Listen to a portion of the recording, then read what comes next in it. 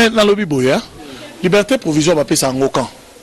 Hein? Liberté provisoire, va payer ça en avant, va quatre dossiers à mon tour. Ne va payer ça la liberté provisoire. Vous comprenez? Donc, va kangi yo, avant, va sambisa yo, ne va payer ça la liberté provisoire. Mais ce qui déjà si va quatre yo, et ça sous le problème de la liberté provisoire. Moi, je suis technicien, mais je connais. Pour bissoir en Afrique du Sud, Bakangi biso trop. Vous comprenez?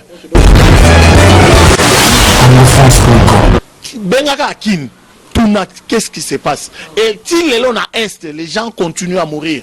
Et ça, Bovandika, tuerait au Salama. Bovandika, groupe moi, Rwandais, côté Bino, Bomibino, tout. Vous comprenez? Bazo vider, ba jeune, kuna pour la nini, pour Bango, Bazoa. Territoire wana. Je me suis sala interview na petit nabiso à Mayo Azalia. Rémi, sala interview na Rémi a expliqué ce qui se passe là-bas. Bazo kota des réunions et des réunions. Pour la nini, bati ki la bango ka côté wana nyonso. Ozo comment? Bati ki la ba Rwandais mabele ya biso ya Congo. Merci beaucoup, mesdames, mesdemoiselles et messieurs, amis fidèles téléspectateurs de la 3xw.congofrance.com. Merci pour votre fidélité. Vous êtes nombreux partout en train de nous suivre à travers cette émission de Sola pour la Congo, présentée par les vôtres Yannick Wenge, Mototon dans la Katsina Kibonzambe. Mesdames, mesdemoiselles et messieurs, à travers cette émission, je reçois pour vous encore les combattants, les grands combattants, ingénieur Jansi. À Walakati, il y a Johannesburg, tout ce toujours Marambou. Ezo le Galambo quand la biso, Marambou toujours d'actualité, Nereto Yambara, Congolais. Papa Jansi n'a pas sur moté pour vous abouiller madame l'émission la biso. Ouais, santé ça en normal, hein. Marambou très bien. Très bien. Merci beaucoup, Papa Jansi. Dans minute tout est dans solo par rapport à l'actualité. Tout le monde bataille INC, bazo sala marche, INC, bazo tambola, bazo bimalibanda chacun pour la liberté provisoire. Il y a président la Bango, il y a analyste, tout ça dans la liste. Est-ce que Vital Kamere, il faut pas payer sa liberté provisoire ou soit il faut pas payer parce que Batouna et INC bazo la liberté provisoire. Maintenant le biboya, liberté provisoire va payer ça en camp. Hein? Liberté provisoire, bapé sarango avant bakata dossier à mon tour. Ne bapé sa liberté provisoire. Vous comprenez? Donc, bakangi yo avant basambisa yo, ne bapé sa liberté provisoire. Mais ce qui déjà si bakate yo, et ça sous le problème de la liberté provisoire. Moi, je suis technicien, mais je connais pour bissoir en Afrique du Sud, bakangi biso trop. Vous comprenez? Bakangi biso pour na combat. Pour un combat, nous sommes des combattants. Bakangi biso pour un combat trop, to koti ba boloko trop na mboka oyo. Ozo komanga, to yebi que liberté provisoire. So déjà si bakate lio, bakoki sou kopé sur liberté provisoire té. Il faut au subir nani o bakate lio. Nani qu'est-ce qu'on appelle peine au bakate lio. Il faut subir yango. Papa, tout ce que moi information la source que non tout l'année ministre de justice ne muta kangisa ki caméra pour na ba makambo confumo bazaki na kabila na kangisa ki ye ton baro akolongwa pemeni ya Félix pour bazwa Félix malamu ba ko comprendre que non azana ino ça bali ba quitter na makambo tout ba kizaki. Mais pour na oyebisa yo ke il n'y a pas de droit au Congo. Vous comprenez? Il n'y a pas d'état de droit au Congo. Oui, bien, madame Nabisayo. Et nini dossier à 2 personnes. Problème yangaina yo tokotisa l'État tokotisa toute une république tokotisa république mobimana dossier problème yangana yo. Mon frère, soyons quand même sérieux. Donc, il dit que procureur de la République, Azali Zoba, nani, batu nyonso, auditeur nyonso, bazaba Zoba, il dit que batu nyonso, détective, batu nyonso, sali enquête, ministère public, bango nyonso, eza lokuta, ozo kombanenga, donc, koseli kamere makambu, atabino moko mon frère. Tout solo la terre, mon frère. Donc, si n'avez pas vu ce qui combien de jours wana, il y a kokata jusqu'à ce que caméra cherche comment corrompre les autres simbate, si accueilli, si babomi juge, après accueilli bakangiye, baké ko corrompre, nani deuxième juge, Alors abengi procureur bakangi bango na ba dollar bakangi bango na ba dollar na ndaku pour baye ko corrompre pour juge. Après lelo bolo ba ke dossier wana eza mensonge, dossier wana eza lokuta, il faut ba libérer Vital Kamerhe. Mon frère, état de droit na Congo ezate. Ozo comprendre nga, ceux qui ba quitter Vital Kamerhe, bande konanga ba congolais pour na olakisa bino ke état de droit na Congo ezalité. Ozo comprendre pour ba to okutu ba innocent. Ozo comprendre nga, ba innocent bazo subir na kati ya ba prison, hein? Ba innocent. Mais bateau basali o bazala coupable bango bazana bango donc bango ne bazo bimisa bango ba innocent. Ozo kombanenga ah je comprends. Obi buso bezali na kati ya RDC na biso omoni Vital Kamerhe azali ami ya Félix en même temps Zak ami ya Kabila. Donc encore wana yimda sinaki yango na lobi boy tunda boy toyo tunda na nani Tambwe Mwamba. Ils étaient là lorsque Félix a signé les accords avec Kabila. Félix a bien signé Vital Kamerhe. Dans le Biboui, ils étaient là, Tunda, tant ba signé. Vous comprenez? Yango moni ba récompenser Tunda wana. Yango moni ba récompenser Tambwe Mwamba. Ba pesier na Sénat. Vous comprenez? Donc biloko eza ba récompense ba sali bango parce qu'ils étaient là. Vous comprenez? Lorsque Félix a signé avec Kabila. Félix n'a pas signé, mais comment est-ce qu'il se retrouve dans la présidence s'il n'avait pas signé? Soyons quand même sérieux, mon frère. Vital Kamerhe, il est plus intelligent que Félix. C'est vrai. Mais comment Félix? Il va outrage parce que outrage à chaque. Tiboti Kabiloko, na lobi boye. Vital Kamerhe a étudié, c'est un licencié. Notre président Félix a commis à niveau en athée. Est-ce que va finir? Bino boliba lo ba vérité te pona nini. Outrage de chef de l'État ça mikolo ba. Yoka ba ibsebino. Problème biso siko na combat congolais tozanango, eza que nous ne voulons pas que to lo ba vérité. Et comme ils sont muta lobby vérité a fingi.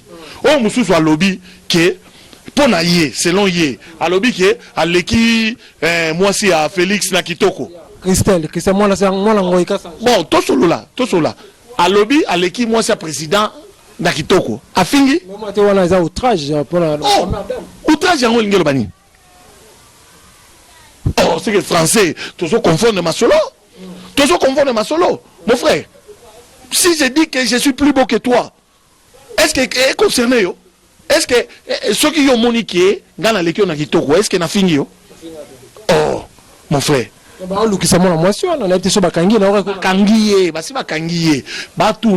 faut baloba. Qu'est-ce qu'elle a injurié? C'est ça le problème. Qu'est-ce qu'elle a injurié? À l'obike, en tout cas, il y a un kitoko. À l'équipe, bon, à l'équipe Batunion sur Kitoko, à l'équipe première dame Nakito. Vous comprenez? A fini, et c'est injurien. Mon frère, tout solo là, bino ba congolais, bino ba congolais, vous ne voulez pas, ba sabino vérité. Ozo kombanenga, tu connais Batunion so bavani na Belgique, ba yebi. Ozo kombanenga, ba yebi que Félix n'a pas étudié. Ba misusu ba lobi que j'ai jamais été en Belgique, mais j'ai ba bazakunda ba lobi que azago teka pizza. Ozo kombanenga. Oh, mais na finité, na lobby ka obatu à Belgique ba lobby. J'ai jamais été en Belgique. Ba lobby le sousou que il n'a pas étudié. Yango no mo bango ba lobby. Ngana oloba o bango ba lobby. Que Félix tant qu'il est en Belgique. Vous comprenez? Normalement, baninga la salara a ko kendo visiter université ya tangaki, mais ya kene ko visiter babaro ya kotaka. Ngaite, boke tukutu na landa ye azo réclamer abike Félix azong sele ba mbongo ba masangana ya sombela ye. Wana ezanga ite, ezaba to Belgique. Vous comprenez? Donc soki lelo nga comme président de la République en Afrique du Sud, on a une université, on a tangi.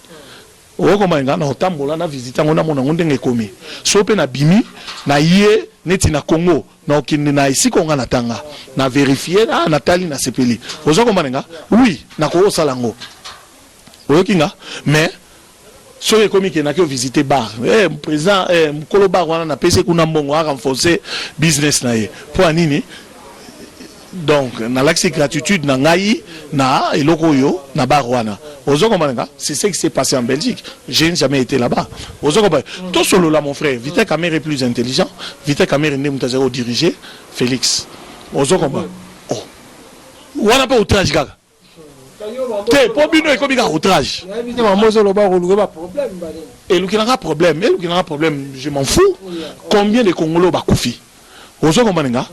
Combien de Congolais bakoufi? Et au Awa, en Afrique du Sud, combien sont morts dans la période de confinement? Et ça, les lotés. On a enterré plus de 7 personnes. Bisso ba Congolais. Côté na bisso. Bisso, bibembeti, les deux en mort. Là, ba combattant. Oui. Ozo komanga, bibembe, les deux en mort. Ozo komanga, il est au moins salitaire. Ozo komanga. Donc, nous sommes des Congolais. On nous a sacrifiés depuis longtemps. Nala le biboy. Vital Kamerhe.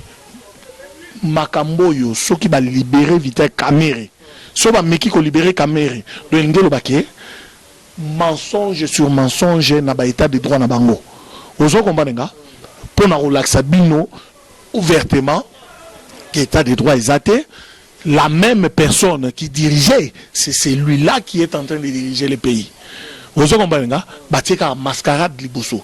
La marche à INC, tout le monde bana Kamerhe, tout le monde a bonté car bana JB Mpiana, nous habitons, analyse au conseil. Non. Le problème c'est quoi? Bon, bana va profiter mingi. Vérité c'est qu'il va profiter mingi pour Vital Kamerhe. Vous comprenez nga? Il y a un likamga na lo baté, na lobi boy. Batu et belé, vous comprenez nga?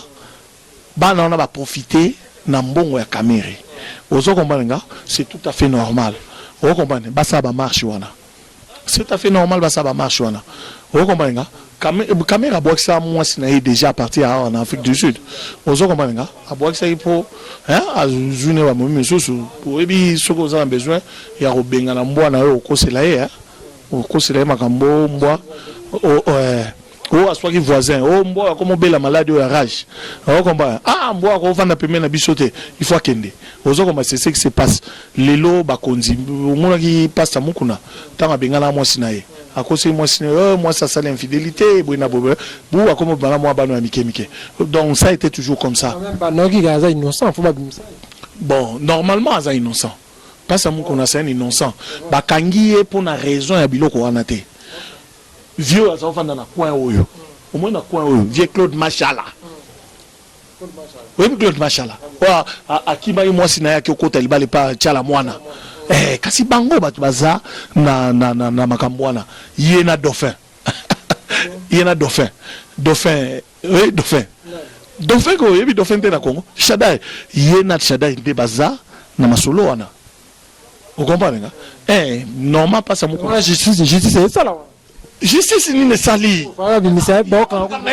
Ceux-là qui sont des innocents, baronde bazo sibio ba peine. Baoyo baza ba coupable. Baronde bazo bisa bango ba innocent. C'est ce qui se passe au Congo. Mukuna. Comment à cause de moi si wana même ata sala ki yango aza mobali. Ozo comprendre nga? Asala ki yango aza mobali. Abimi na mobali, abimi na mwasi. Mwasi wana. Est-ce que mukuna force qui est? Mukuna kangaki na makasi. Question na ko tuna yo muku na kangaki na makasi te muku na force qui était oso komba muku na force qui était le monté bakenda qui plaisir il y a 2 personnes mais sali ke bakanga soit disant qui a violé oso komba nga donc pour l'accès qui buzo bakaka sur buzo ba ils ont continué na kati RDC olaninga donc mukuna c'est un innocent mais Vital Kamerhe c'est un coupable il y a ba buzo ba nyonso ba basala. Vous comprenez? Mais tout le monde a qui tu m'auras beau tout ça la mawa, basali on pour na Vital Kamerhe libération, tout le monde ami d'Azo Lela, il y a Azo Sambelate, toujours Azo Lela, tout le monde bala Kamerhe, tout bazaki on a Azo Sambela pour la liberté provisoire pour Azo lancer marche dessus des amis colo pour la liberté provisoire il y a président là-bas. Bien rôle comme na tuna que liberté provisoire ba pesa yango soki ba kati déjà dossier. Vous comprenez nga? So ba kati dossier. Au justice il y a haut niveau. Tribunal, il y a grandes instances, il y a Congo, il y a République. Vous comprenez? À 4 dossiers, après, il y a qui erreur. Non, ils ont aventure. Ozolandanga. On a payé Jamal Abayazora 2%, bon, on a 57 millions. Mais pendant la sakéza, on a aventure. Si on libérer Vite Kamere, on libérer Jamal, on libérer Toutou. Ozolandanga. Petit wala Masaro Akima qui pone. Il y a un Masaro Akima. Masaro Teo, Petit Mususu. Ndeko ya Vite Kamere wala. Masaro, Daniel Masaro, Masaro, il y a Bakanga qui est. Oh, Mususu wana, il y a Keba Okatele, Atiepoa, Akimaki. Ozolandanga. Soki. Bakoma ba Rwanda on a pesa moi makasi bon ozo ehoya ozo ba Rwanda bakoma za moi makasi il faut comprendre oh mais Vite Kamere c'est Rwandais il est bien Rwandais Rwanda tine au sommet mboka na biso fo biso bako et bon président de la République azakina si vous Kamere écoute moi mke et bon président de la République azakina yo landa te o nani azara subero alobi nga yekuta za pembeni ya République aza pembeni ya Zaïre pembeni ya Zaïre mais et bon bango bazo diriger bazamu sika kutu wana za lo balane il faisait allusion au président de la République ozo comprendre il y a lobby azara subero il y a za kutu quelques mètres quelques kilomètres na Zaïre na Congo mais bawo bazo diriger bazamu sika on attend Kabila bazo lo bango na attend Kabila yango likamwa na lo bat Félix toyebi papa na e. Félix Père. Pourquoi te soutenir, il était papa, il était soutenu. Alors, les premiers aboyés. Tobani nango mabe. Le débit est déjà mauvais. Au moins, bandeliso bandi déjà mabe. Qui va que souk nango pe zape ka mabe. Tomata to kita to ba réalité. Le débit ce que bandi mabe. Souk nango et qui n'a pas ka mabe. Mais ce qui le débit et banda qui bien. Soukanango peut continuer très bien. Ozo komanenga. Olani magamna bisa. Coalition FCC na cash. Yango na lobate. Na Brazzaville, yemo président Lobini. Albi ki abi a koki jamais ko se séparer na Kabila. Alobi yango clair. A koki jamais tant alobi wana alobi yango na kati ya motema na mobimba. Ozo komanenga. Yoka na pesa un petit rappel. Tango nanu akomi président de la République. Tant que Félix n'a comme président de la République, marche moi IDPS Fake Salama. Oh discussion entre le commandant et limité na Félix.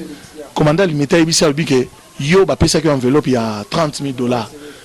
Félix a dit n'importe quoi. Abi n'importe quoi. Abalu qui a dit ça abi soki na ndimi ba proposition oyo bazo proposer ngai. O bazo sala ngai. Ils ont bien de battre souffrir. Alors, bangote. Si quoi, andimi la proposition, Antoine andimi angote. Monsieur n'est pas président, c'est andimi la proposition. Ah mais comment? On peut y réponse. Andimi la proposition là. Et tout na benga na Congo, tout na combien de Congolais bazo souffrir? Benga ka kin. Qu'est-ce qui se passe? Et s'il est là à Est, les gens continuent à mourir. Les Arabes vont dire que tu es réseau salama. Bon, vont dire que groupe moi Rwanda côté bino, bino tout. Ozo comme bazo vider ba jeune kuna pour nini pour bango bazwa territoire wana. Je me suis sala interview na petit na biso ya Mayo Azaliawa. Rémi, sala interview na Rémi a expliqué ce qui se passe là-bas. Bazo kota des réunions et des réunions. Pour la nini batiki la bango ka côté wana nyonso ozo comment batiki la ba Rwanda mabele ya biso ya Congo yango moni type wana ti lelo azozala toujours ministre ya balkanisation donc bakoko changer place wana te ya zaka place wana bako bakisela e poste ne ba bakisela ki ministre de justice tant azo jouer intérim tant tambo malongwe mais il est toujours ministre de la balkanisation. Si on a mis ce poteau, tout ce batuerie, on est ici là, tout le monde a biso na boko, il y a biso ba congolais, nini ezo senga. Qu'est-ce qu'il état de droit, ezo senga état de droit. Oui, c'est état de droit. Ezo senga état de droit. Pour batouana est bazana droit na bango, ya ko vivre. Mais bazo vivre té. Ozo kombanenga. Batouana bazo vivre té. Le peuple congolais jusqu'aujourd'hui continue à souffrir. Donc bazo vivre té. Ozo kombanenga. État de droit wanande tozanango besoin. Nous avons besoin état de droit est installé na kati ya Congo. Ba institution moko ezala ya makasi wana. Makamunyon so ezala ya makasi là biso nyonso tokoyeba ke état de droit continue na kati ya Congo. Okay. Merci beaucoup Maître Jigoro, toujours Azarawana, toujours kota la émission la biso, toujours na papa Jansi, toujours sur la toujours makambu et talimboka la biso Congo, na habité un mot na moka mobima ba la biso monde entier bat bana est, bat bana Lubumbashi pe bat ba kufa fort. Un mot na batunya so batale émission la biso lelo poto kabana mo. Mon frère, mboka ezali mboka na biso. Vous comprenez? Pourquoi te souffrir? Mboka ezali mboka na biso. Pourquoi ba bomaka biso kwa banyama? Ozo comprendre nga? Eza na pays moko te na kati ya Afrique, bazo boma batu na bango koleka biso na Congo. Ozo comprendre nga? Chaque jour, presque chaque jour na Kini et na Congo, batu bazo continuer kokufa. Ozo komanga batu moko boy bazo uta soki wapi bakobeta na sasi batu bakufi bakoya na Kinshasa bakangi batu bapagayer o bokozwa bo pinir bango ba changer mais bino bozo zwa bango bo bomi bango bapagayer s'il vous plaît tant on ba bapagayer omoni bato ba créer bapagaye ke bo vandika bo ba sali désordre kuluna ba shege baza batu ka bo kangi bango bo vandi seme mata 6 mois na boloko tant on abimi on a conscience. En Afrique du Sud, boloko mutu abeta marate, mutu azolia bien, azolala bien, makamunyo so très bien, mais tangwa ba privé kaka libanda, ba privé liberté, mais tangwa ko bima, akom ba mon respect. Soko ebisi ozonga sukuna boyi na motema moko. Ozokoma, pourquoi pas au Congo? Ozokomanga neti na Congo, boloko a Congo na soko koti. Biloko olia d'abord ya pasi, makamunyo so ya pasi. Ozokomanga et bon mutu marque on a soka bimio kanisa ozongela suma bewana. Ozongela ngote. Ozokomanga ba pagayer s'il vous plaît, pagayer, hein, pagayer. Bo kangiye, bo torturer et bo bomiye. Hein? Siko mboka eza mboka ya ye. Ya ba mabele ya bakoko na ye.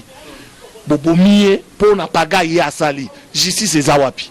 Ok, merci beaucoup, papa Jansi. Liloba, numéro de téléphone, tout comme. Ok, Liloba langa souke zalika ke, bande konangai, to sala nyonso, to bunda, pour état de droit et kota na mboka na biso. Ezala kaka slogan te. État de droit ezala slogan te, mais ezala o babengaka opium. Ezala opium. O komba, ezala droit. État de droit ezala droit ya peuple congolais. Merci. Merci beaucoup, mesdames, mesdemoiselles et messieurs, amis fidèles téléspectateurs de la 3xw.congofrance.com. Ça n'est fini pour aujourd'hui. Tout comme la souka. Et à l'émission la biso, bozaki ebele kota la émission la biso, na nation mapon la bino les grands combattants, papa Jansi alobi combat toujours ezali, tozo luka toujours. État des droits et solo et kota. Namboka la biso, mesdames, mesdemoiselles et messieurs, tu kete kimi en kolo inge la bino, bozaki le bakou et on l'a émission la biso, na kati ya congofrance.com. Merci.